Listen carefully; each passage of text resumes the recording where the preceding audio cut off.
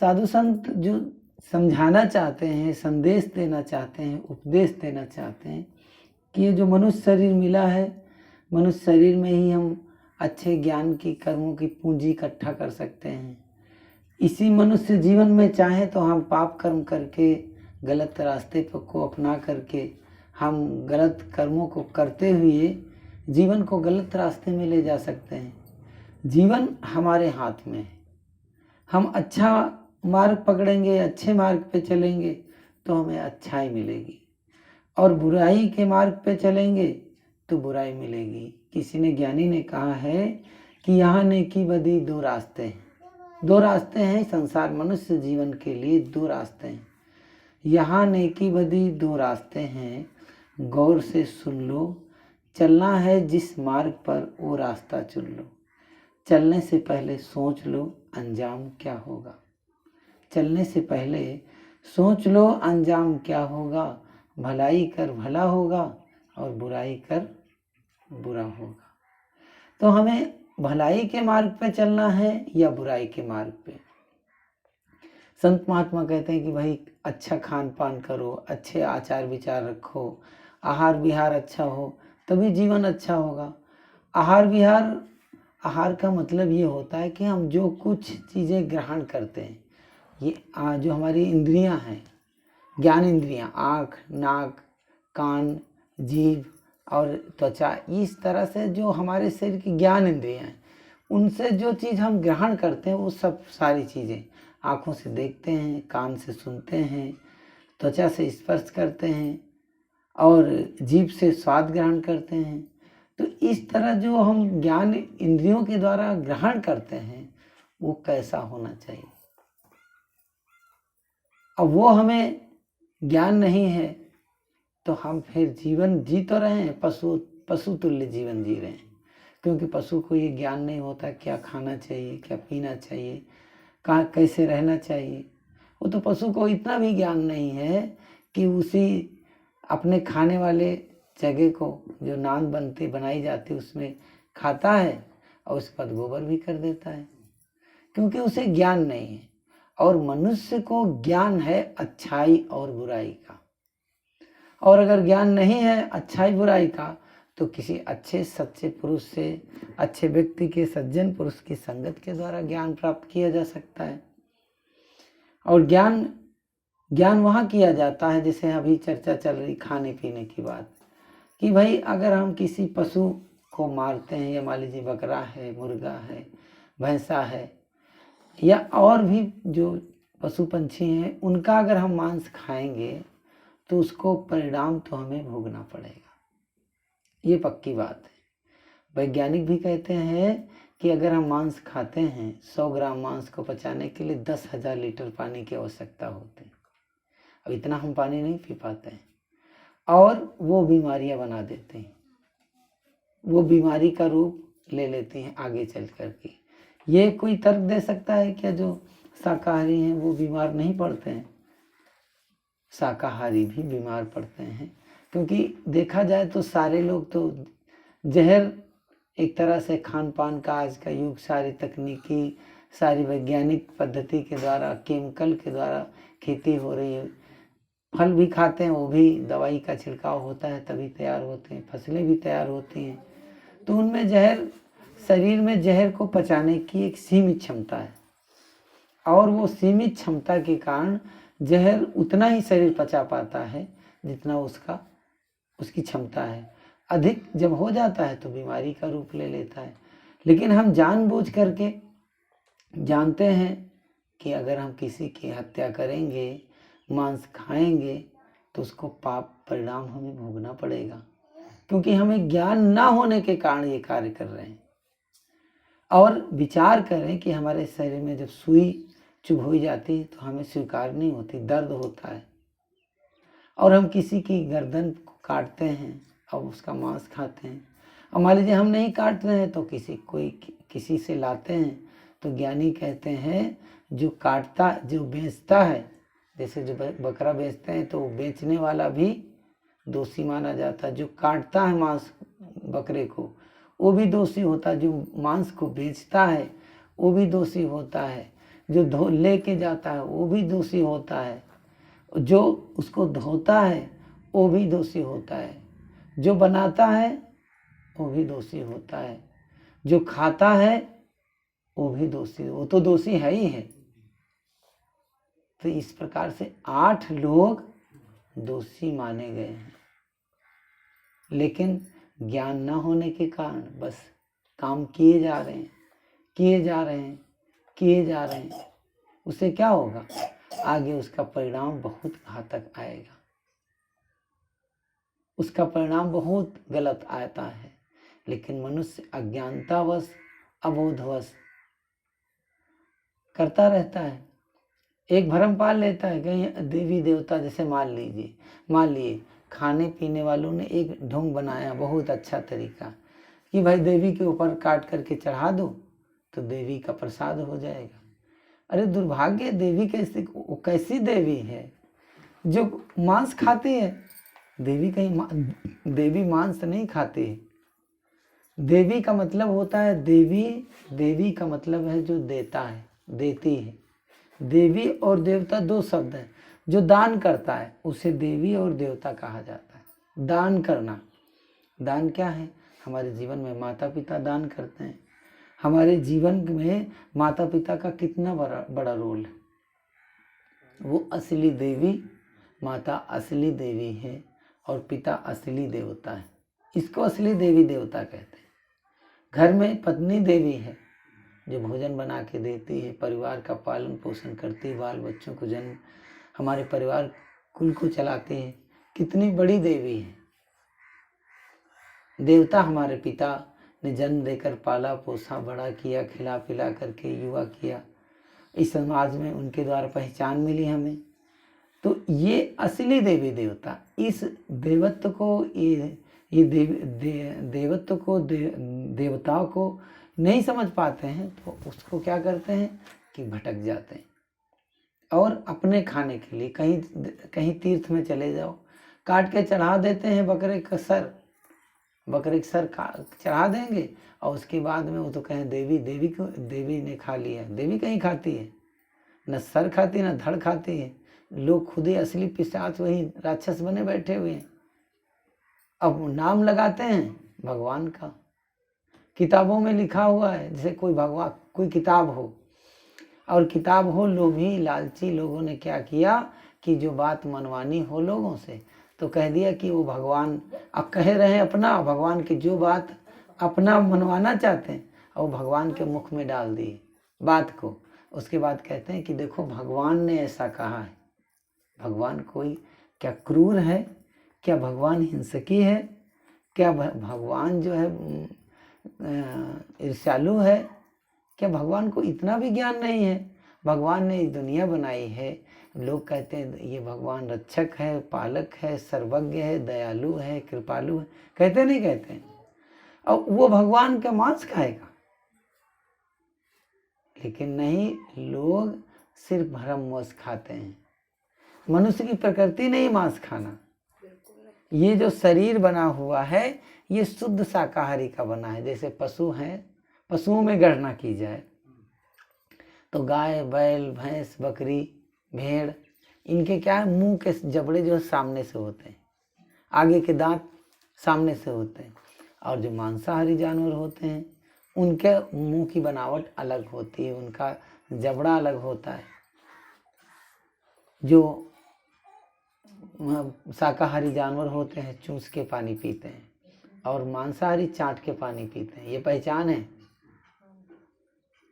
वो और जो मांस खाते हैं तो कुत्ता मनुष्य के साथ रहते रहते वो सीख जाता है, नहीं तो कुत्ता असली मांसाहारी जानवर में आता है। तो मनुष्य की प्रकृति और पशु की प्रकृति में जमीन आसमान का अंतर, और उसको नहीं समझता है मनुष्य। और दुर्भाग्यवश कहो, संगतवश कहो, गलत लोगों की संगत के कारण ऐसा करने लगता है। मालूम नहीं है, जानकारी नहीं। और जब कोई जानकारी देता है तो फिर उसको स्वीकार नहीं कर पाते, ग्रहण नहीं कर पाते हैं। तो हमें क्या करना है कि हम ये नहीं कहते हैं कि भगत हो जाओ, भगत अगर ना भी भगत हो तब भी इन सब गंदी चीज़ों को नहीं खाना चाहिए। भगत ना हो कोई बात नहीं, कम से कम शुद्ध शाकाहारी बन करके भी समाज में रह जाओ तभी अच्छी बात है।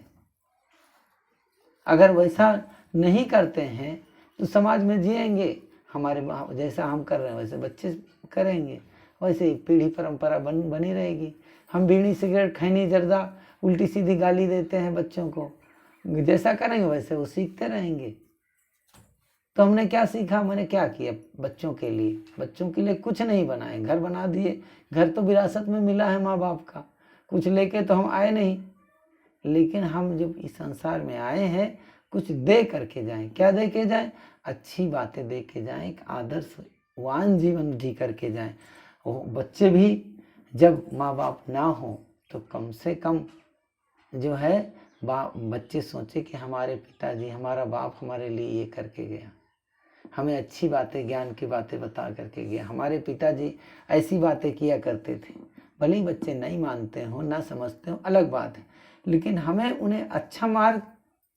हम बीड़ी पीते हैं बच्चों से, कैसे कहते हैं कि बीड़ी ना पियो, खैनी खाओगे, मानेंगे बच्चे? नहीं मानेंगे। छोटे छोटे बच्चे नहीं मानते, 12 साल 10 साल के बच्चे खैनी खाना सीख जाते हैं। क्यों सीख जाते हैं? उनके माँ बाप ऐसा कर रहे हैं। सामने सोचते हैं कि घर में ये खैनी पिता पापा खैनी खाते हैं, ये कैसी लगती होगी? उनके मन में जिज्ञासा होती। धीरे धीरे चोरी एक एक दाना डालेंगे, चोरी करते करते वो सीख जाएंगे, पीठ पीछे खाना शुरू कर देंगे। तो मेरा कहना है कि इस दुनिया में आए हो तो कुछ तो आदर्श अपनाओ, कुछ तो करो जीवन में। और कुछ नहीं कर रहे हैं तो हम क्या दे के जा रहे हैं? कुछ नहीं दे के जा रहे। कुछ आदर्श बनाओ अपने जीवन में, और आदर्श बनाओगे तभी शिकायत नहीं रहेगी। जैसे बच्चे हमारा कहना नहीं मानते, हमारे गाइडेंस में, हमारे संस्कारों में कमी है भाई। जैसे पहले के ज़माने की बात, थोड़ा कम हो गया, पहले बैलों से खेती होती थी, है ना दादा?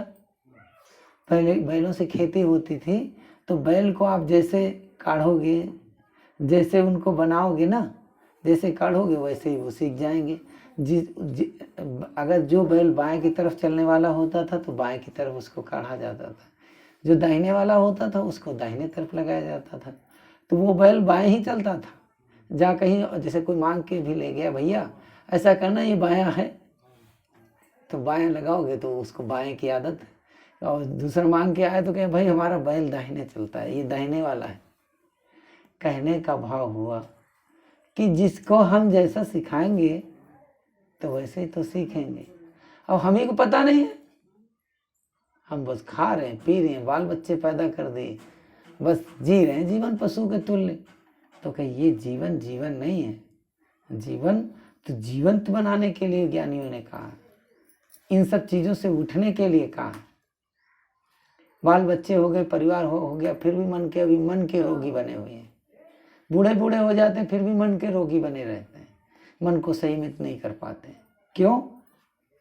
क्योंकि बस जीवन उतना ही पता है, कभी सत्संग में गए नहीं, संतों के पास बैठे नहीं, कभी स्वाध्याय नहीं किए, जीवन ही नहीं पता है कि संयम साधना क्या होती है।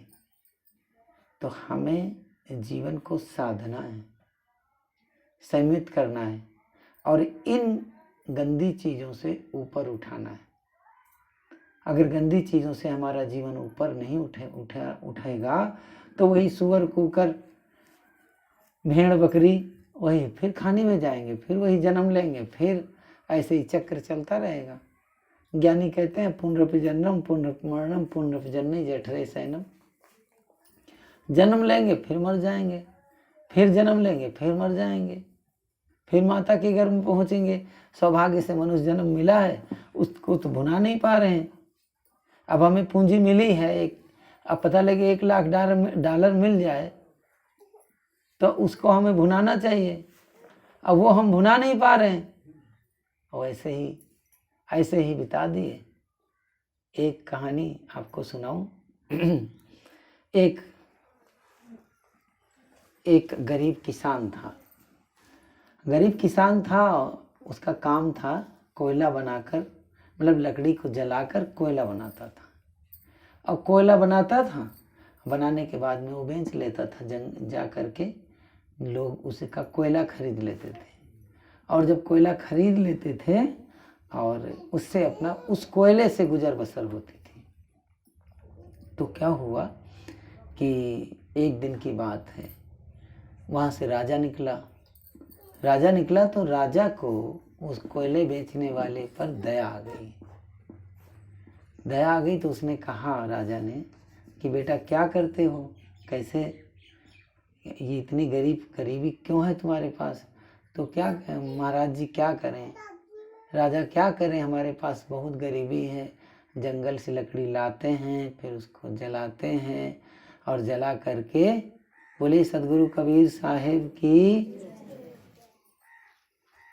नींद नहीं लेनी है। जंगल से लकड़ी लाते हैं, जलाते हैं, और जलाने के बाद कोयला बेचते हैं, तो उससे गुजर होता है। तो कहा ठीक है, अच्छी बात है। कहा ऐसा है कि मैं तुम्हें चंदन की लकड़ी का एक बगीचा दे रहा हूँ, और उस बगीचे की लकड़ी तुम बेचना, और बेच करके उससे तुम धनी हो जाओगे, मालो माल हो जाओगे। तो कहा कि अच्छी बात है राजन।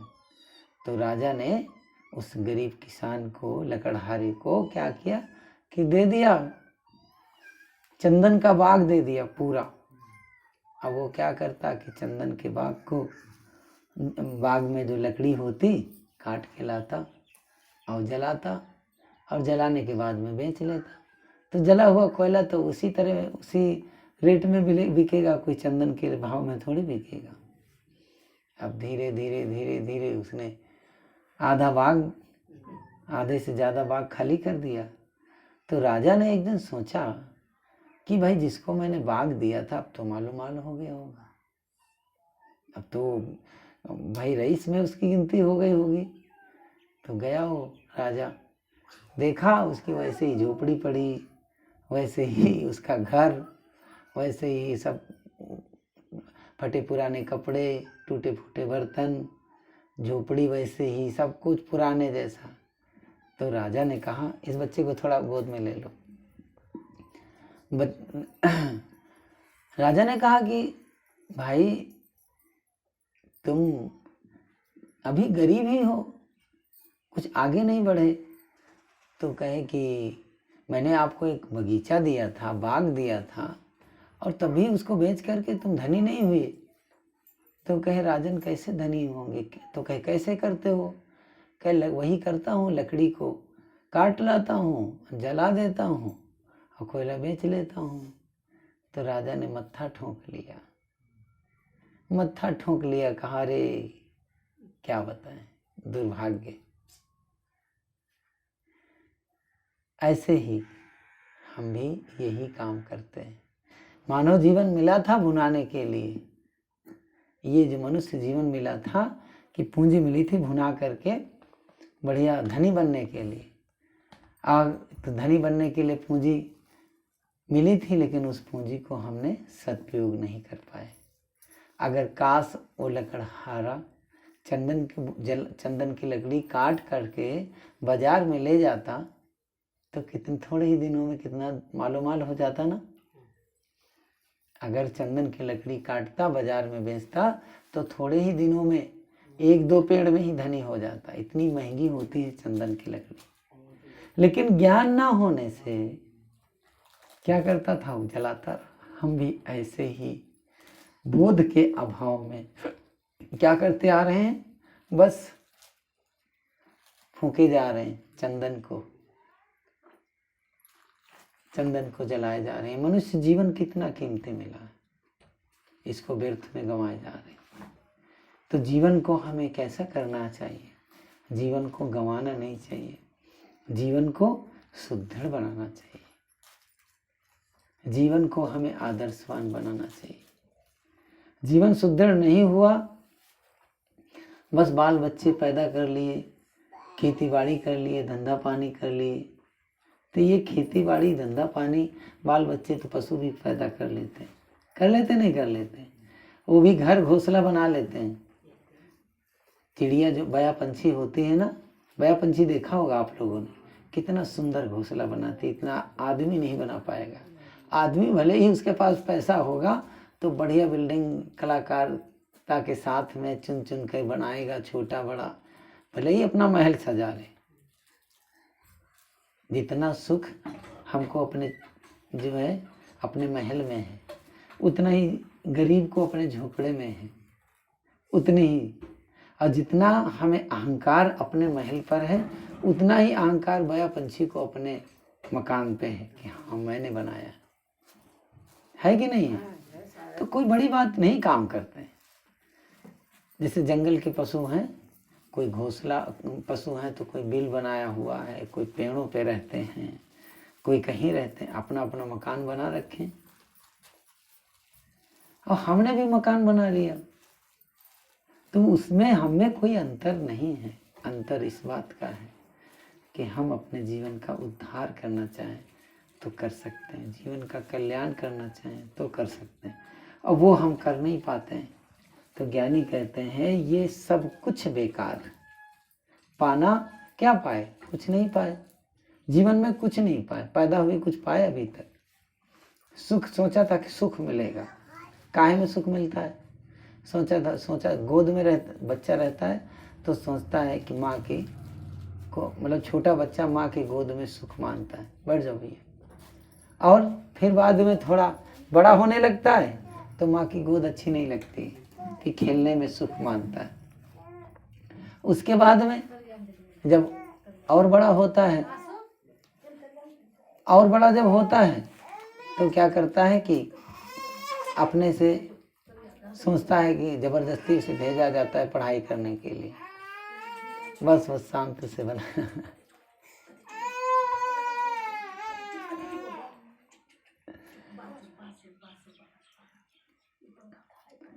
कहना बोले सतगुरु भगवान की। तो आदमी सुख कहाँ मानता है? चर्चा चल रही थी सुख ही होने के लिए। फिर बड़ा होता है, थोड़ा और बढ़ता है तो कहता भाई पढ़ लिख लें, और पढ़ाई लिखाई में थोड़ा सुख लगता है तो कहते नहीं यार नौकरी लग जाएगी तब सुखी होंगे। नौकरी भी लग गई तो सोचता है यार शादी हो जाएगी तब सुखी होंगे। शादी भी हो गई तो कहता है यार शादी में सुख नहीं, बच्चे हो जाएंगे तब सुखी होंगे। बच्चे भी हो गए तो सोचते हैं यार बच्चे बड़े हो जाएंगे, सेवा करेंगे तब सुखी होंगे। बच्चे भी बड़े हो गए फिर भी सुख मिला नहीं है। चलो बच्चों के बच्चे हो जाएंगे, शादी कर देते हैं, तब पोते भी हो गए तब भी सुख। मरने की स्थिति में आ जाता है आदमी की हड्डियां, शरीर, हम तो ये कहते हैं शरीर का मांस सूख जाता है, लेकिन जीवन में सुख नहीं मिलता। सुख खोजते कहीं मिला सुख? कहीं सुख नहीं मिला। सुख खोजता रहा जीवन भर लेकिन नहीं मिला। कैसे?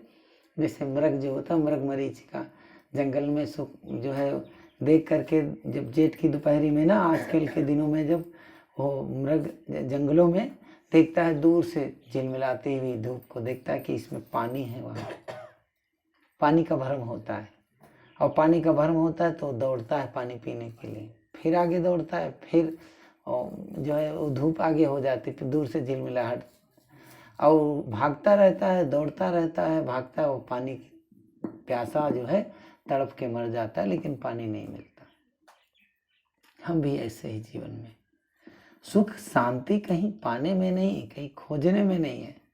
सुख शांति तो अनुभव की है, लेकिन ये वो सुख शांति तो बहुत दूर की बात है। जीवन में जब हम स्थूल जीवन में अच्छा नहीं कर पा रहे हैं तो कैसे शांति मिलेगी? जान रहे हैं ये नहीं कर, कुछ जानते हैं कुछ नहीं जानते हैं, और किए जा रहे हैं, कर्म किए जा रहे हैं, नहीं पाओगे वो चीज। पाना है तो हर चीज को ज्ञानी कहते हैं आहार शुद्धो, आहार शुद्धो सत्य शुद्धि, आहार शुद्धो सत्य शुद्धि, सत्य शुद्धो धुआ स्मृति, स्मृति लभ्ये सर्वग्रंथि नाम विप्र मोक्षा।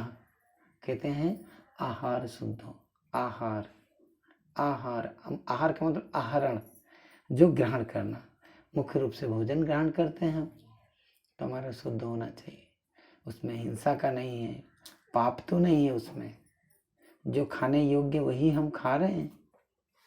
आदमी जो पीने योग्य है वो हम पी रहे हैं। खाने योग्य मनुष्य के लिए बना है दाल चावल रोटी सब्जी दूध मेवा मिष्ठान काजू बादाम, इतनी महंगी महंगी चीज़ें हैं जो आदमी नहीं खा पाता है। जो नहीं खानी चाहिए गंदी चीज़ों को खा लेता है, जो नहीं पीना चाहिए उसको पीता है। मदिरा पीने के लिए नहीं है, उसको पी करके आदमी उन्मत्त हो जाता है, पागल हो जाता है। शराब, शराब का मतलब हो जो सड़ा हुआ आब नाम पानी, अगर उसकी व्याख्या करोगे तो क्या होगा, सड़ा हुआ पानी। और तो सड़ा हुआ पानी पिएगा तो क्या होगा, पागल नहीं होगा जी। अच्छा रहने वाला है भाई, शराब पानी पियोगे तो बुद्धि खराब नहीं होगी, उसका इसीलिए नाम रखा गया शराब। उसको पी लेता है और फिर भी पागल पी लेता है, जितनी देर उसका असर रहता है तो पागल बना रहता है। कहीं कपड़े फाड़ता है, कहीं गाली देता है, कहीं कुछ करता है। तो संत कहते हैं कि नहीं, ये सब, इन सब से ऊपर उठो जीवन में, अपने जीवन को दर्पण की तरह चमकाओ। भले हम चेहरे से सुंदर ना हो कोई बात नहीं, लेकिन जीवन में आचरण से तो सुंदर हो। कोई जाने ना जाने, लेकिन हमें हमारी आत्मा तो लगे कि हम सही कर रहे हैं, जो हम कर रहे हैं वो सही कर रहे हैं। जब हमें ही लगता है कि हम गलत कर रहे हैं तो सही कब करेंगे हम अपने आत्मा की कब। गुरु कहते हैं, गुरु जैसे आज बहन जी गुरु ग्रहण करेगी, तो गुरु तो एक बाहर का गुरु हो गया, मुख्य गुरु तो हमारे अंदर का है। और अंदर का गुरु कहता है कि नहीं ये गलत, और अंदर का गुरु इशारा कर रहा है, और अंदर का गुरु इशारा कर रहा है, उसकी बात हम नहीं मान रहे हैं, तो बाहर के गुरु के कैसे स्वीकार कर पाएंगे। इस बात को विचार करो, और विचार नहीं करोगे तो संत तो आए हैं, थोड़ी देर कहेंगे, समझाएंगे, बताएंगे, फिर चले जाएंगे, लेकिन जीवन का कोई ठिकाना नहीं है। तो जान लिए हैं, तो जान लिए रास्ता अगर मिल गया हो अच्छाई का, भलाई का, पुरुषार्थ का, परमार्थ का, धर्म का, तो उसको अच्छाई के मार्ग को अपनाएं, बुराई के मार्ग को नहीं। ये संसार में जहाँ जाओगे तो जिसको ठीक से खाना नहीं आता वो ज्ञान देगा आपको, अरे यार बाबा लोग तो ऐसी बातें करते रहते हैं, तुमको कौन सी। गंदे लोगों को जाओगे, जो जैसा होगा शराबी के पास जाओगे शराब का ज्ञान देगा आपको, जुआरी के पास जाओगे जुआ का ज्ञान देगा, जिसके पास जाओगे वही वैसा ज्ञान सिखाएगा। इसलिए ये सत्संग, ये प्रवचन, ये विचार सबके लिए हैं। ये हमें अपने जीवन में विचार करना है। जब हमारा आहार शुद्ध नहीं है तो हमारा विचार कैसे शुद्ध होगा। जब विचार शुद्ध नहीं होगा तो हमारी वाणी, इस मुख से वाणी कैसे सही निकलेगी। जब मन में हमारा विचार ठीक नहीं है तो वाणी अच्छी नहीं निकलेगी। वाणी अच्छी नहीं निकलेगी तो कर्म भी अच्छे नहीं होंगे। और इसी पर जीवन हमारा खड़ा है। मन वाणी कर्मों की शुद्धता ही जीवन की पवित्रता है। ये जीवन पवित्र नहीं हो पा रहा। मंदिर जाओगे, थोड़ी मंदिर जाओगे, कहीं देवस्थान पे जाओगे तो थोड़ा अच्छा लगेगा, जाओगे, लेकिन आपका मन अच्छा नहीं है तो फिर देवस्थान जाने से कोई फायदा नहीं। मंदिर में गए, पूजा पाठ भी किए, व्रत भी रह रहे हैं, लेकिन मन वही गंदगी भरी हुई। तो संत गुरु समझाते हैं कि हमें जीवन को पवित्र बनाना है, और जीवन को पवित्र बनाओगे तो फिर जीवन सुदृढ़ होगा। लोग मंदिर में जाते हैं, हाथ जोड़ते हैं, आंख बंद करते हैं, दर्शन करने, कहते हैं हम दर्शन करने जा रहे हैं। थोड़ी सी व्याख्या करूंगा। मंदिर में गए क्या करने के लिए, पहले तो जाते हैं सफाई करते हैं, जाते हैं ना, स्वच्छता, भाई वहाँ पे कोई गंदगी ना हो। फिर जाने के बाद में क्या करते हैं, हाथ जोड़ेंगे। हाथ जोड़ने के बाद में आंखें बंद करेंगे और मूर्ति के सामने आंख बंद करके खड़े हो जाएंगे। घर से निकले थे, क्या करने जा रहे हैं? दर्शन करने। कहे थे ना, कहे थे कि मैं दर्शन करने जा रहा हूँ, और आंख बंद करके खड़े हो गए मूर्ति के सामने। भाई आंख दर्शन करने, आंख खोल करके देखो, लेकिन काम अपोजिट कर रहे हैं, कर रहे हैं ना। अब पूछा जाए भाई दर्शन किए? तो दर्शन तो नहीं किए। किए?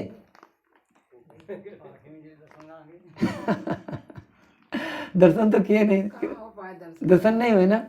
लेकिन अगर देखा जाए तो जब आंख बंद किए तो ये पता है उनको कि जो भगवान है बाहर का वो असली, वो तो प्रतीक है ये, लेकिन असली भगवान तो यही बैठा है ही नहीं है?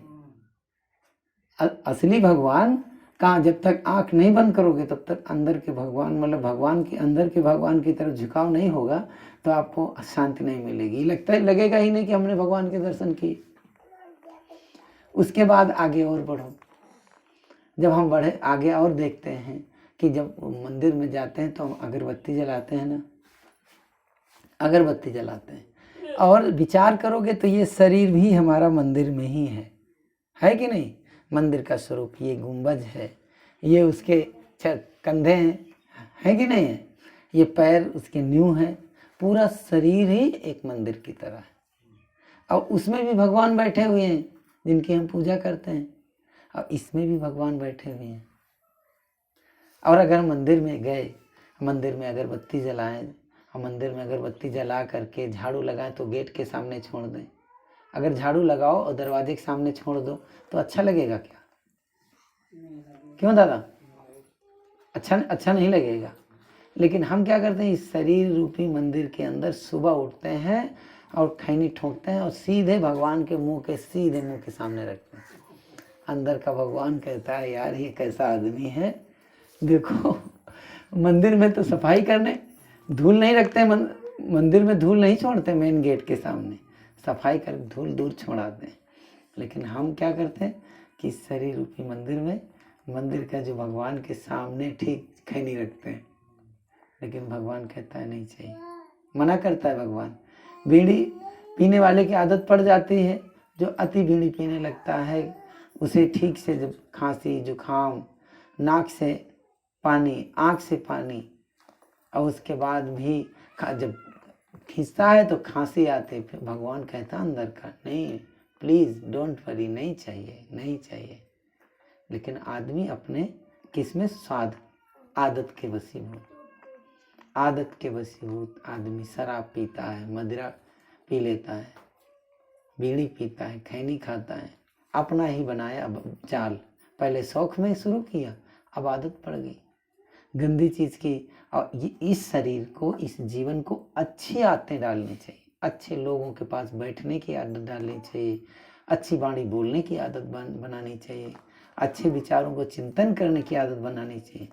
वो हमारे जीवन में अगर नहीं है तो हमारा जीवन किसी काम का नहीं है। जीवन को पवित्र और निर्मल बनाना है, तभी हमारे जीवन की सार्थकता है, और ये हमारे इसी जीवन में हो सकते हैं। और जन्म की आशा नहीं करनी, पता नहीं कहाँ 84 ये मनुष्य शरीर में हो सकता। इसीलिए सौभाग्यशाली मनुष्य जीवन को ज्ञानियों ने बड़े भाग्य से कहा, बड़े भाग्यमान स्तन पावा। और जिसको कहते हैं सुर दुर्लभ, देवताओं को भी दुर्लभ, सदग्रंथन गावा। और कहते हैं साधन धाम, इसी से साधना भजन भक्ति भी हो सकती। साधन धाम मोक्ष कर द्वारा, पाए न जे परलोक संवारा। जिसने पाया अपने लोक को, परलोक को संवार लिया, संभाल लिया, वही मनुष्य जीवन पाने की सार्थकता है। बस बोलिए सद्गुरु भगवान की जय।